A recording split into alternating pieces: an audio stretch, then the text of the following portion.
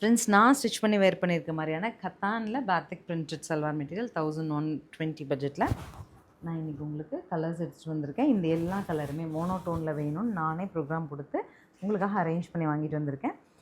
So இதெல்லாம் stitch பண்ணி வேர் பண்ணும்போது ரொம்ப அழகான ஒரு அஃபிஷியல் லுக் கொடுக்குது. அந்த அவுட்ஃபிட் பார்க்கும்போதே உங்களுக்கு தெரியும்.